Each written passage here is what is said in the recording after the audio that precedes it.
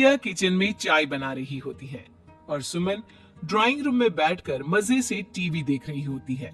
तभी दरवाजे की घंटी बजती है। प्रिया, जरा देखना तो कौन आया है। देखती हूँ मम्मी जी। प्रिया दरवाजा खोलती है तो सामने पड़ोस वाली विमला आंटी खड़ी होती है। नमस्ते आंटी जी, कैसी हैं आप?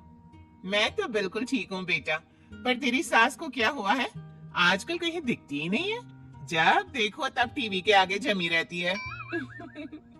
अंदर तो आइए आंटी। अरे ओ दीपक की अम्मा, कहाँ हो? अरे बिमला, आओ आओ, क्या बात है, बड़े दिन बाद याद आई तुम्हें मेरी। मैं तो हमेशा ही तुम्हें याद करती हूँ, पर तुम ही गायब रहती हो और आजकल तो बाहर भी नहीं आती जाती। तबीयत तो ठीक है ना तुम्हारी? अरे तबीयत को क्या होना है, इस उम्र में तो कुछ ना कुछ लगा ही रहता है। मेरी छोड़ो, तुम ये बताओ कि क्या चल रहा है गली मोहल्ले में। तुम गली मोहल्ले की छोड़ो, चल तो तुम्हारे पड़ोस में रहा है। तुम्हारी नई सहेली आई है। मेरी कौन सी नई सहेली? मैं तो यहाँ बस तुमसे बातचीत कर लेती हूँ, या फिर बाजू वाली शर्मा की बहू से दो चार बातें कर लेती हूँ। इसीलिए तो कहा कि तेरी नई सहेली आई है। अब कोई पड़ोस में आया है तो बात तो होनी ही है। कम से कम इसी बहाने हमारा भी एक ग्रुप बन जाएगा। फिर सब मिलकर अपनी बहुओं की शिकायतें किया करेंगे। दोनों हंसने लगते हैं। तभी प्रिया चाय लेकर आती है और सामने टेबल पर रख देती है। दोनों चाय पीती हैं और बातें करते हैं। चलो मैं चलती हूँ, अब कल मिलते हैं। राम राम। अगले दिन प्रिया किचन में कुछ काम कर रही होती है और सुमन आराम से सोफे पर बैठकर मटर छिल रही होती है। तभी डोरबेल बजती है। प्रिया दरवाजा खोलती है तो सामने उनकी नई पड़ोसन खड़ी होती है। जी आप कौन? मैंने पहचाना नहीं। नमस्ते बेटा, मैं शारदा, आपके बगल वाले घर में अभी 2-4 दिन पहले ही शिफ्ट हुए हैं।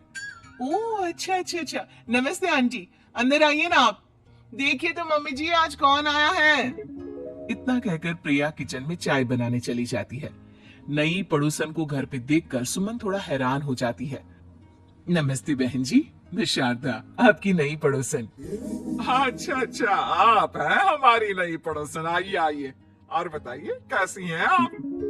जी बिल्कुल ठीक हूँ। वो दरअसल घर पर छोटी सी पूजा रखवाई थी, बस उसी का प्रसाद देने चली आई। सोचा इसी बहाने नए पड़ोसियों से भी मुलाकात हो जाएगी। ये तो बहुत अच्छा सोचा आपने।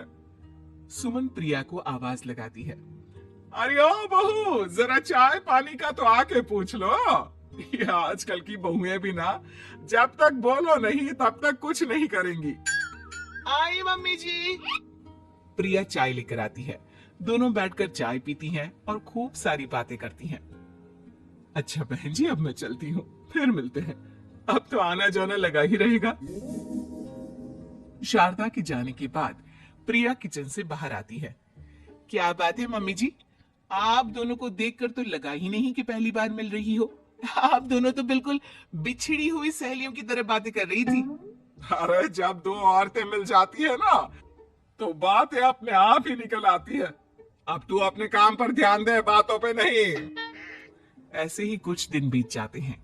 अब सुमन और शारदा अच्छी सहेलियां बन गई होती हैं। दोनों एक साथ मंदिर जाती, मार्केट जाती और कभी कभी तो विमला भी इनके साथ मिलकर खूब हंसी ठिठोली करती। एक शाम तीनों बैठकर सुमन के घर पर चाय पी रही होती है कि तभी बहुत तेज बारिश शुरू हो जाती है। सुमन जोर से प्रिया को आवाज लगाती है। प्रिया, ओ प्रिया, देख कितनी तेज बारिश हो रही है। जाके छत से सारे कपड़े ले आ, नहीं तो सब भीग जाएंगे। सुमन 2 बार आवाज लगाती है लेकिन प्रिया का कोई जवाब नहीं आता। शायद प्रिया कुछ काम कर रही है, इसीलिए कुछ जवाब नहीं दे रही। अरे काहे का काम, आराम फरमा रही होगी महारानी। तभी प्रिया बीमार हालत में अपने कमरे से बाहर निकलती है। हाँ मम्मी जी, क्या हुआ? मेरी तबीयत थोड़ी ठीक नहीं है ना, इसलिए आग लग गई।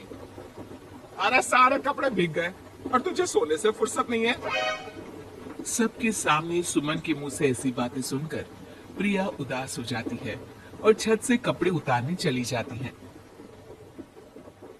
सुमन, ये क्या बात हुई? प्रिया ने बताया ना कि उसकी तबीयत ठीक नहीं। इसलिए उसकी आंख लग गई। तुम भी ना खामखा उसे सबके सामने सुना दिया। अरे आप नहीं जानती शारदा जी, कुछ बहुएं ना बहुत आलसी होती है, घर का एक काम नहीं करना चाहती। ऐसा नहीं है सुमन, तुम्हारी बहू तो बहुत प्यारी है, तुम्हारी सारी बात भी तो मानती है। हाँ सुमन, तुम प्रिया के बारे में ऐसा क्यों सोचती हो? मेरी भी दो बहुएं हैं, लेकिन मैं उन्हें अपनी बेटियों की तरह रखती हूँ। आखिर वो भी तो किसी की बेटियां ही है ना। और अगर तुम ऐसा ही व्यवहार करोगी तो एक दिन प्रिया भी तुम्हारे साथ ऐसा ही बर्ताव करेगी। शारदा और विमला की बातें सुनकर सुमन की तो बोलती बंद हो जाती है। वहीं प्रिया भी बाहर से सारी बातें सुन रही होती है। अरे मैं कोई उसकी दुश्मन थोड़ी ना हूँ, मैं भी उसकी माँ हूँ, लेकिन कभी कभी सास बनना पड़ता है, नहीं तो बहुएं हाथ से निकल जाती है। देखो सुमन, ये सब सोच का फर्क है। अगर तुम ये सोचोगी तो कभी प्रिया को अपनी बेटी नहीं बना पाओगी। इतना कहकर शारदा और विमला वहां से चली जाती हैं और सुमन अकेले बैठकर उनकी बातें सोचने लगती है। अगले दिन प्रिया और दीपक अपने कमरे में बैठकर बात कर रहे होते हैं और सुमन उनके कमरे के बाहर कुछ काम कर रही होती है और उन दोनों की बातें सुन लेती है। दीपक, तुम्हें पता है हमारे पड़ोस में जो शारदा आंटी है ना, बहुत अच्छी है।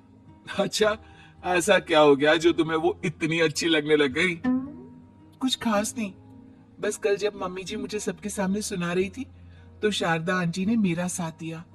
मैं तो सच में हैरान ही रह गई थी जब उन्होंने मम्मी जी को मुझसे ऐसा बर्ताव करने के लिए मना किया। अच्छा, फिर क्या हुआ? होना क्या था, शारदा आंटी तो मम्मी जी को समझा ही रही थी कि बहू को भी बेटी की तरह ही रखना चाहिए, लेकिन मम्मी जी तो मम्मी जी है ना, उन्हें तो मुझ में हमेशा कमी ही दिखती है। काश मुझे भी शारदा आंटी जैसी सास मिली होती जो मुझे भी अपनी बेटी जैसे समझती। सुमन ये सब सुनकर बहुत उदास हो जाती है और वहां से चली जाती है। प्रिया की बातें सुमन के कानों में बार बार गूंज रही थी। उसे बहुत शर्मिंदगी महसूस हो रही थी कि उसने प्रिया के साथ बहुत गलत किया है। अगले दिन सुमन शारदा और विमला को बुलाती है। क्या बात है सुमन, आज तूने ऐसे अचानक क्यों बुलाया? सब ठीक तो है ना? हाँ हाँ, सब ठीक है, तुम दोनों बैठो तो सही। तब तक दीपक और उसके पापा भी आ जाते हैं। प्रिया, तुम भी आ जाओ। क्या हुआ मम्मी जी, आपने बुलाया? हाँ प्रिया बेटा, मैं आज सबके सामने तुमसे माफी मांगना चाहती हूँ। मैंने आज तक तुम्हारे साथ बहुत बुरा व्यवहार किया है, लेकिन तुमने कभी भी मेरे साथ बुरा बर्ताव नहीं किया। मुझे अपनी गलती का एहसास हो गया है, हो सके तो मुझे माफ कर देना। प्रिया अपनी सास की बातें सुनकर हैरान हो जाती है। उसकी आंखों में आंसू आ जाते हैं। प्लीज मम्मी जी, आप मुझसे माफी मत मांगिए, मैं भी आपकी बेटी ही हूँ। वैसे एक थैंक यू तो मेरी नई सहेली को भी बनता है, जिसकी वजह से मुझे मेरी गलती का एहसास हुआ।